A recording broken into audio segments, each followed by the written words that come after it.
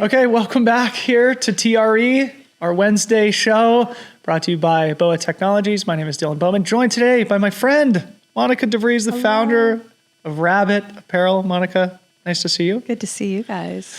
Great to be here. Yeah, it's great to have you. And I think one of the things that makes you interesting is that, I mean, you've been in the industry for such a long time, but both as a specialty retailer with the Santa Barbara Running Company and owning your own brand with Rabbit. In what capacity are you joining us today? What capacity are you joining the show this week? It's a little bit of both, to be honest. I like, obviously here to support my team and all of our amazing customers. But then, of course, I got to, scout out all the new cool stuff for our shop. And I know one thing I do know about you is that you're a gear person who kind of studies the marketplace. I don't know if you want to say anything about the things you've noticed so far or trends that maybe you're thinking about personally. Yeah, I haven't gotten to go out on the floor yet and snoop around. So I might have to come back to that. Yeah, okay. But we're always just looking, right? Anything that just differentiates us, allows us to tell stories to bring customers into the store. Yeah. Anything buzzworthy like that, we're always looking for. So let's talk about the entrepreneurial journey. You were on the show, my podcast. It's probably been 2.5 years at this point, so. Maybe more than that. And as I've mentioned a few times on my show, you're somebody who I draw a lot of inspiration from. How have things been just in general with the brand before we talk about the specifics? Yeah, I would say since the last time we spoke, it's kind of cool. Like I feel like the turbulence in my life is settling in terms of just I have an amazing team that Jill and I have built around us. So it feels really good to get out of the weeds a little bit. Yeah. I still love being in the weeds. I do. I really enjoy the grind. But that's felt really good. Like feeling like I can be more strategic and forward thinking. Of course, we still have the daily fires to put out, but I feel like I've been able to distance myself a little bit more from those circumstances. So that feels good. We were at dinner last night with a few other business owners in the space, and somebody said, you need to work on the business, not in the business. Yes, Does that resonate with you? Absolutely. Yes, that's it. So I will say, I feel like, yes, I can work on the business a little bit more than last time we chatted. So last time you were on the show, I remember you said something about how you viewed your personal strength as being, an analyst, being very analytical, being deep in the spreadsheets and understanding, the financial, reading the P&L and things like that, which I think don't come naturally to a lot of people. You just mentioned Jill also, who I don't know personally. What's her superpower and how do they balance out between your analytical nature? So Jill is an attorney. She's not a practicing attorney per se anymore. But I would say we balance each other out really well because I'm probably like the ambiguous about a lot of things, and she can be very direct and centered and make just I can just be all over the place, right? Or maybe this, maybe that, and she can just be very direct. Just decisive. Yes, decisive. I would say I'm the big risk taker, right? We're doing that. Come on, like legal. Meh. So like from that standpoint, it's good, right? Because she can rein me in a little bit on those things. I would say Jill, like she's really good at branding. She's really good at product, So I would say, I feel like I'm good at those things too, but like the operation piece, the kind of culture piece, the finance piece, the selling, like I love to pitch and sell, So yeah, I think it's very well-rounded. You mentioned, that part of this important, I guess, new chapter is building out the team. I wondered if that's been hard for you to let go of some of the nitty-gritty and to delegate and allow other people to take initiative. For sure. I mean, I think you it's something I've definitely had to work on, just a skill set as a professional, and having that trust. But I think also like recognizing, because I never ever in all of my career wanted to be micromanaged, so it's like, I am pretty darn sure my people don't want to be micromanaged. Now there's different work styles, right? Like some people do want a list and they want it very clear and defined of what their role is and their day to day. But I would say, it's like trusting. You got to trust your people and just really lean into that. And I think also just being like communication, right? And yes, I'm not in it, but I'm making sure like we're all aligned, like constantly checking in, I guess, and making sure there's alignment. That's critical. Yeah. I need you to coach me up.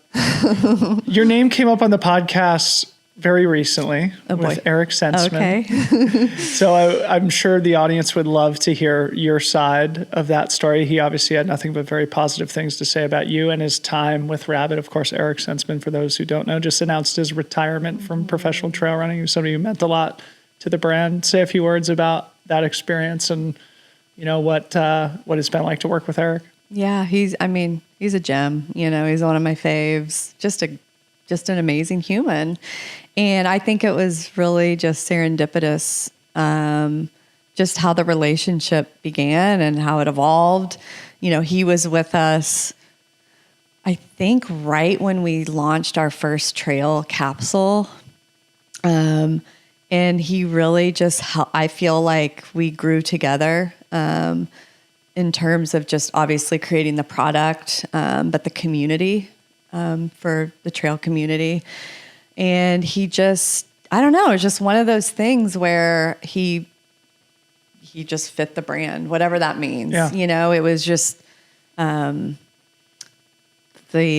culture. I think he's always sort of the underdog, right? Yeah. And everyone wants to root for the underdog.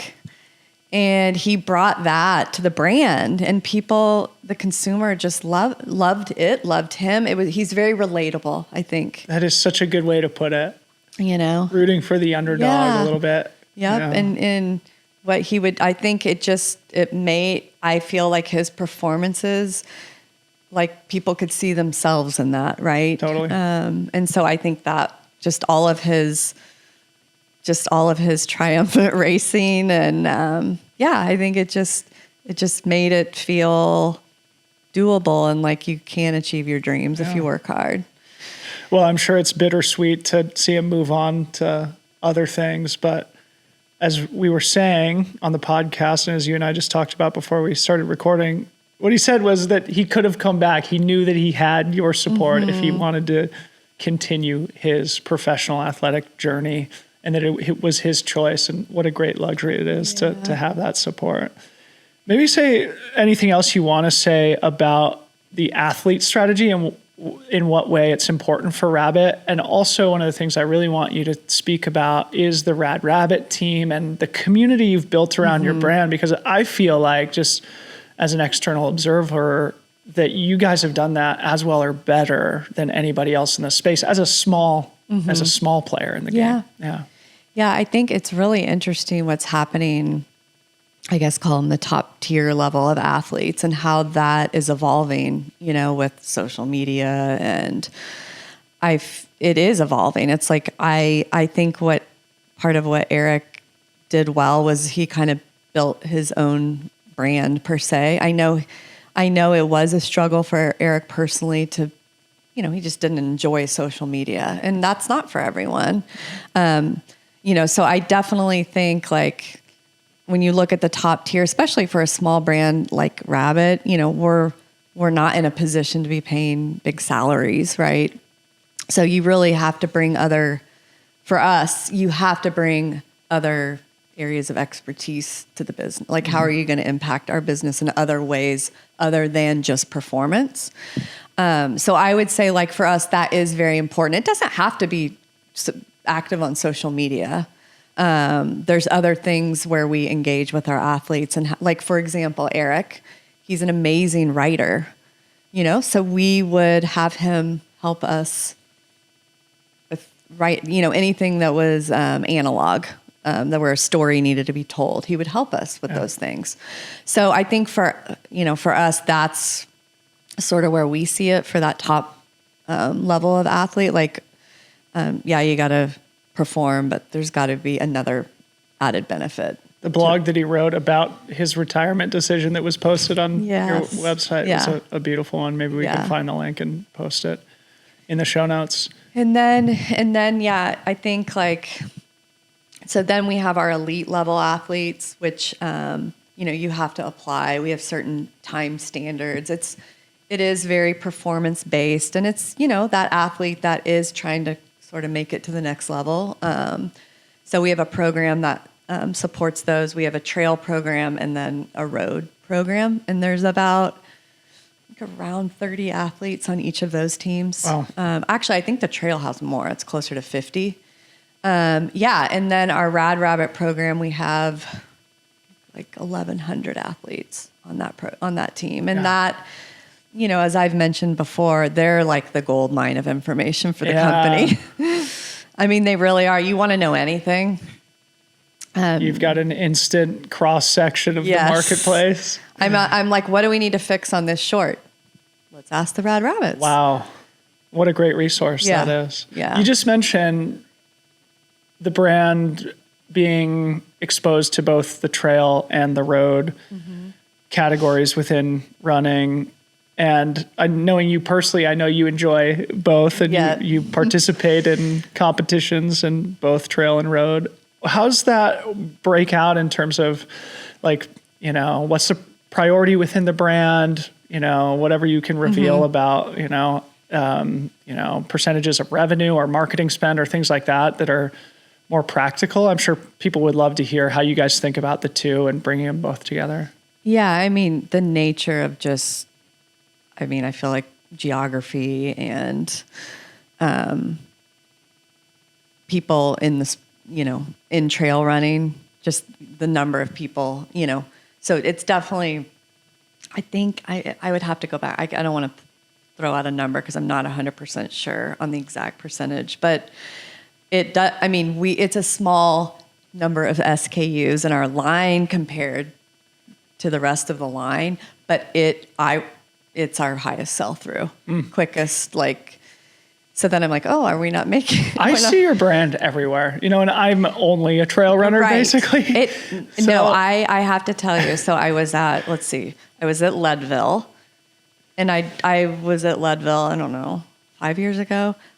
So I was there in August, and I was supporting Phil Shin, who is one of our Rad Rabbits. He had a liver transplant, and so he was attempting to do Leadville. But yeah, I was blown away, I was blown away how many people were wearing it.